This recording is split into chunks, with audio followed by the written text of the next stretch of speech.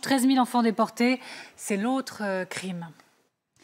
Oui, effectivement, hier, le ministre de la Défense ukrainien, Alexis Reznikov, a publié un tweet au sujet de 13 000 enfants ukrainiens déportés. Il existe en Ukraine un site dédié à cette tragédie, Children of War, qui recense à ce jour 13 876 enfants déportés, 450 enfants tués, 861 enfants blessés. Il est difficile de reconstituer l'ampleur du crime. Les autorités ukrainiennes peuvent opérer avec les listes des enfants relevant des institutions publiques, c'est-à-dire ceux qui étaient dans les orphelinats officiels, et donc il y a des fichiers centralisés, ou lorsqu'il y a des signalements des familles, mais il est impossible aujourd'hui d'évaluer combien de nouveaux orphelins il y a en territoire occupé. Les enfants dont les parents peuvent être tués à tout moment, combien ont perdu leurs parents dans les bombardements, etc. En octobre, le responsable des droits des enfants auprès du président ukrainien, Daria Gerasimchuk, a dit disposer des informations sur 8 709 enfants suite à des plaintes déposées par des familles ukrainiennes donc, qui ont cherché à retrouver les traces de ces enfants.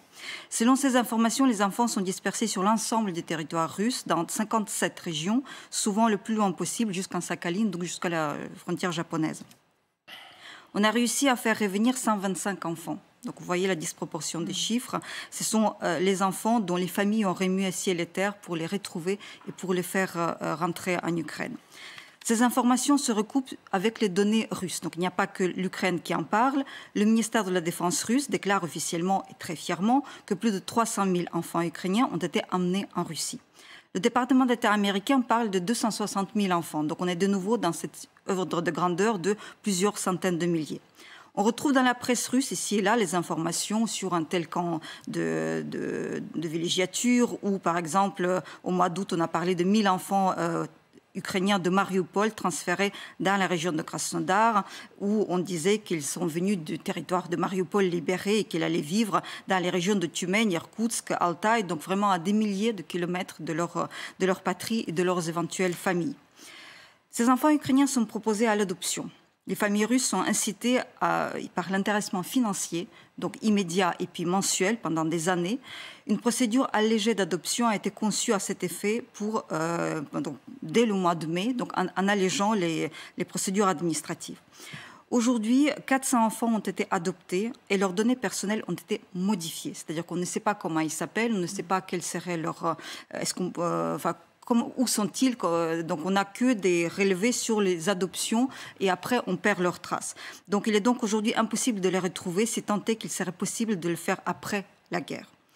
L'adoption se fait ouvertement. Le responsable des droits de l'homme de l'enfant en Russie, Maria Lvova-Belova, a adopté elle-même un petit garçon de Mariupol devant les caméras. En juin dernier, l'ONU s'est engagée à enquêter sur la déportation des enfants dans le cadre de son travail sur les crimes de guerre russes commis en Ukraine. Je rappelle que s'en prendre aux enfants est constitutif du génocide. La Convention pour la prévention et la reconnaissance du crime de génocide de 1948, dans la liste des éléments constitutifs du génocide, évoque clairement, je cite, le transfert de manière forcée des enfants d'un groupe à un autre groupe. La Russie et ses responsables devront répondre un jour devant la justice internationale pour ce crime de déportation des enfants. Et je voudrais que nous ayons, en regardant nos enfants, nos petits-enfants, une pensée pour ces dizaines de milliers d'enfants ukrainiens qui ont été jetés dans les affres de l'enfer. Merci. Merci beaucoup à vous, Irina Dmitrichine, pour cette carte blanche. Merci beaucoup. Amiral, je me tourne vers vous. Votre carte blanche, les difficiles prédictions des stratèges pour 2023. Oui, alors on voit sur cette carte blanche deux phénomènes tout à fait importants qui sont ceux qui font que l'année 2023 est sans doute l'année d'un deuxième 21e siècle qui commence aujourd'hui. Nous avons changé de monde depuis peu de temps avec deux événements considérables.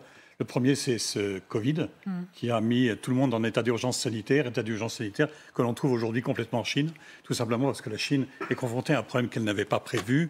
Elle croyait pouvoir s'isoler du reste du monde et elle se retrouve face au problème réellement d'avoir à faire face à une réalité qu'elle n'avait pas voulu regarder de face. Et ça, c'est quelque chose dont nous avons conscience aujourd'hui. Personne ne peut se tenir à l'écart de la communauté internationale aujourd'hui. Personne ne peut régler tout seul dans son coin sa petite affaire. La guerre en Ukraine, c'est une affaire qui affecte le monde entier aussi. Le monde entier a changé son regard sur l'impérialisme, son regard sur l'inflation, son regard sur la marche du monde. Et donc, il y a un tremblement de terre qui s'est produit sous nos yeux, et je pense qu'il faut le regarder avec beaucoup de réalisme. Nous sommes obligés de penser global. L'interaction est revenu comme quelque chose de décisif. Nous avons abandonné la guerre froide, nous sommes après la guerre froide. Et un nouveau monde vient de commencer sous nos yeux et nous devons en prendre toute la mesure. Et c'est ça, je crois, que nous devons bien percevoir comme étant un besoin fondamental de réflexion nouvelle. Et ce besoin fondamental de réflexion nouvelle, il nous amène à se poser la question du stratégiste. Qu'est-ce que c'est qu'un stratégiste? Stratégiste, c'est un métier que j'essaie d'exercer depuis quelques années qui consiste à prendre de la hauteur, prendre un petit peu de distance, se mettre à l'écart des émotions et juger les rapports de force tels qu'ils se présentent lorsque l'on écoute un peu moins la rumeur du monde et qu'on regarde globalement avec une petite méthode d'investigation ce qui se passe sous nos yeux. Et là, on découvre beaucoup de choses. On découvre par exemple que depuis 30 ans, le monde s'est décomposé, s'est déstructuré. À la fin de la guerre froide, nous avions un état du monde qui était relativement régulé. Nous découvrons que cette régulation s'est petit à petit effilochée et que nous avons terminé il y a peu de temps par des tensions extrêmement fortes qui se sont vues de façon très nette, par exemple par l'élection de quelqu'un comme M. Trump ou la guerre engagée par M. Poutine, qui sont deux choses qui étaient tout à fait inattendues, imprévisibles dans ce que nous avions sous les yeux auparavant. Alors comment faire pour penser en stratégiste? Eh bien, il y a quelques éléments qu'il faut garder en tête en permanence. Cette distance à prendre, c'est aussi cette analyse réelle des évolutions stratégiques et sociales qui font que sous les yeux, dans la science, dans la technique, il se passe des choses qui peuvent faire évoluer la conflictualité.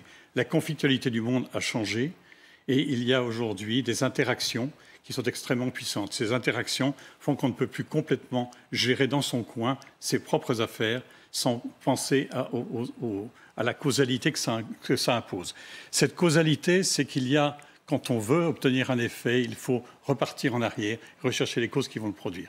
Et aujourd'hui, ceci rend le métier de stratégiste très difficile, souvent très contesté, parce qu'il va s'opposer à un certain nombre de données, il va s'opposer à un certain nombre de réalités en disant non, ce n'est pas comme ça que les choses se passent. Quand je prends de la hauteur, je vois autre chose. Et cette autre chose, nous devons en tenir compte. Je vous donne un exemple, les sources. Ici, vous utilisez beaucoup les sources ISW. Eh bien, ce sont des sources qui sont toujours les mêmes. Ce sont des sources qui viennent d'un endroit qui a une certaine densité politique et partisane. Et donc, il faut mélanger les sources. Il faut aller chercher ailleurs d'autres réalités. Il faut aller chercher aussi quelles sont les conséquences réelles des éléments qui se passent sous nos yeux et en tirer des éléments qui vont aller toujours vers la paix. La paix, c'est ce que nous cherchons tous. La paix, c'est la cohabitation possible entre des différences. Comment faire pour cohabiter dans la différence? Eh bien, il faut donc proposer un certain nombre de solutions. Le stratégiste est confronté à cette réalité-là. Il a du mal à le faire et il a besoin pour cela de s'écarter de l'émotion. Il a besoin de s'écarter aussi d'un certain nombre de données qui sont trop prégnantes et qui sont trop prémâchées pour pouvoir lui permettre de faire son travail. Voilà les quelques mots que je voulais faire sur ce changement du monde dont la Chine nous rappelle aujourd'hui qu'elle est confrontée au fait qu'on ne peut pas se mettre à l'écart du monde. On est tous interdépendants. Et dans cette interdépendance, il faut regarder les conséquences des actions que l'on entreprend. Voilà quelques mots. Mais quelques mots bien reçus.